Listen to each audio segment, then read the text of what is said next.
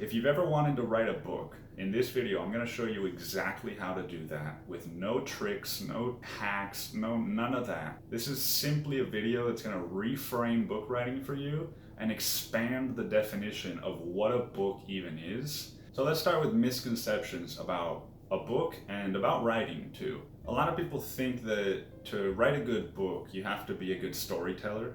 A lot of people also think that if you're writing a book about your life, that you need to have gone through a lot of shit. All you really need to write a book is either something to write with, which could be paper and a pen, a computer, a phone, or a voice recorder. There's a very simple framework to approach writing a book, and it's what happened, how did I feel about it, what did I do about it, and what lessons did I learn afterward. Let me tell you what kind of book I'm talking about. It's very simple, and it's actually called a diary. So many times I've asked people if they write, and they'll answer me, well, I have a journal, or oh, I have a diary, but that's not really writing, right? And that could not be farther from the truth if you ask me. Now, how the hell do I know this? 2 reasons. When the lockdowns first started in March of 2020, I was reading the diary of Anne Frank. She was experiencing something that she didn't know what the end was going to look like, and she kept a diary sort of to keep her sanity. So I decided I was going to do a similar thing, right? I didn't know what 2021 was going to look like, or 2022. Well, I want to document my experience through these years. The second reason is that late last year, I discovered that my deceased grandmother had a collection of diaries, 6 diaries with over 300 pages each, that she wrote about her life in from 1996 to 2011. Now, if you gave me the Diary of Anne Frank, right, which is heralded as one of the best memoirs of human history, and my grandmother's diaries, what book do you think I would tell you is the better book? For me, personally. Obviously, I'm going to choose my grandmother's diaries, right? Because those inform the hell out of my life. And so when I found this out, right, I was 2 years into keeping my diary. And it was like, holy shit.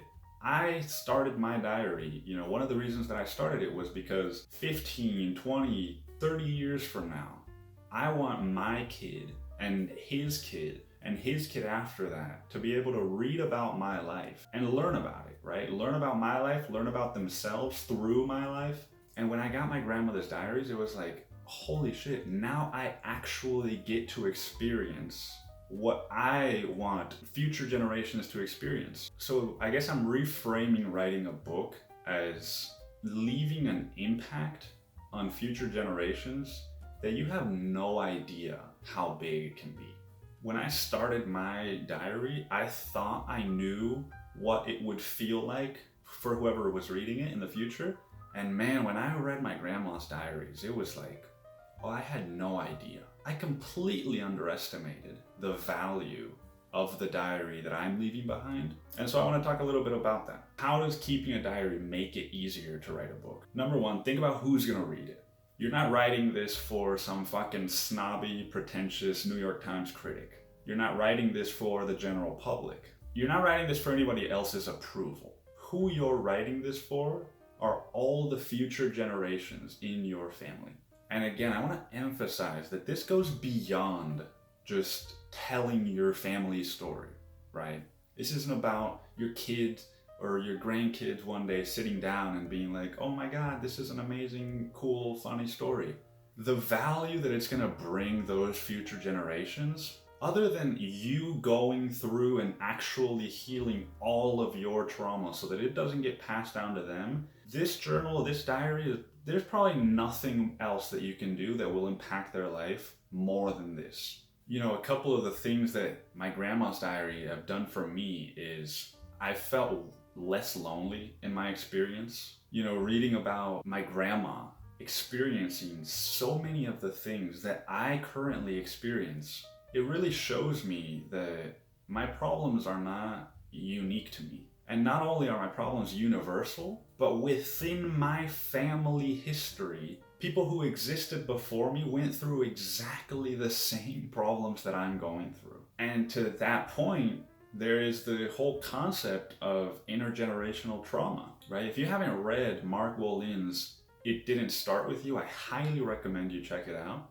But basically, intergenerational trauma means all of the shit that the generations before me didn't heal or didn't work through that are now passed down to me, literally, and I have to work through those things myself. So what that looks like in practice is, I've never had a struggle with money myself, but my grandfather lost his dad when he was a teenager, and so he literally had to worry about money and figure out how the hell to make it so that he could survive. And that became a wound for him that he never worked through, and it got passed down to my dad, who had a lot of workaholism and fears about financial security. And then it got passed down to me. And so here I am dealing with a problem that isn't actually my problem. And so luckily for me, I found this out because I talked to my dad and I asked him questions. But if I hadn't done that, I may never have known that this fear of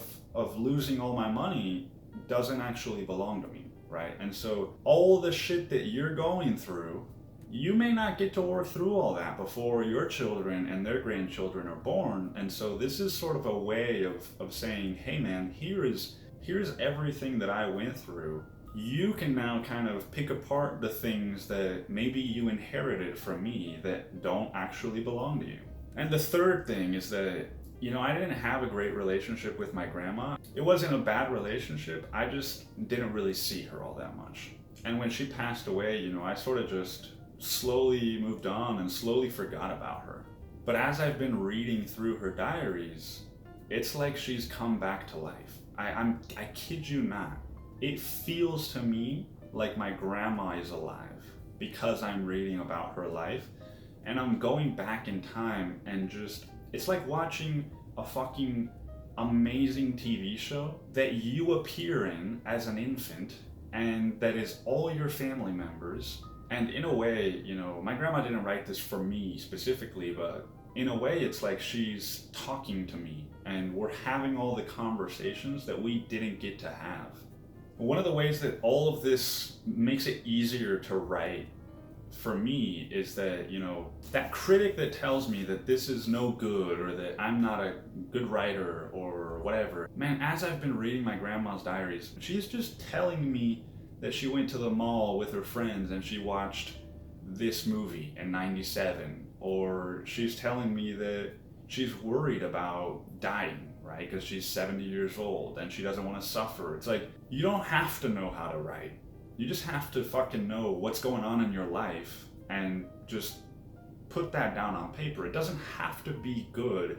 And the reason for that is that the information to those future generations is going to matter a whole lot more than the quality of the writing. And to add to that, it's like sometimes when we're writing, we think we have to tell an amazing story, but we have to remember the people who are reading this are going to think that everything you're sharing is amazing. So to wrap up this video, I want to share sort of the biggest lesson I've learned and taken away from all of this. It's that, a lot of people struggle to find meaning in their life. They think that they have to do some huge accomplishment, win the Olympic medal, or become an amazing best-selling author, or accomplishment is often misinterpreted as bringing meaning. And man, keeping a diary, there is probably nothing that has brought more meaning to my life than the diary I keep and the diary my grandmother kept. And one of my ambitions for this is my family will have a library of our history. Imagine if you could read a book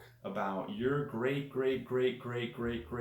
grandparents and read everything from then up to today. It sounds like science fucking fiction. That is literally what you could be starting. And you don't have to keep it every single day, right? That's what's amazing about this diary, is that you don't have to build this incredible habit, and you don't have to, write at least 250 words a day, or you don't even have to fucking edit it. All you have to do is sit down, ideally at least once a week, and write down what's been going on in your life and how you've been feeling. It doesn't have to be good, because remember, the person that's going to be reading this isn't going to be looking at it thinking, oh, this isn't good writing. They're going to be looking at it thinking, holy shit, this is my great-grandfather talking about a breakup, right? Or a major success in his life, or how he found meaning in his life. So I hope that this video helped or touched you in some way. If there's anything that you're going through or anything that you're struggling with, leave a comment below. Maybe I've had a similar experience and I can, who knows, maybe my next video will be about that. But the question I want to leave you with is this: what would you give to read your grandparents' or your great-grandparents' diaries of their life? That's the value that you're creating for future generations.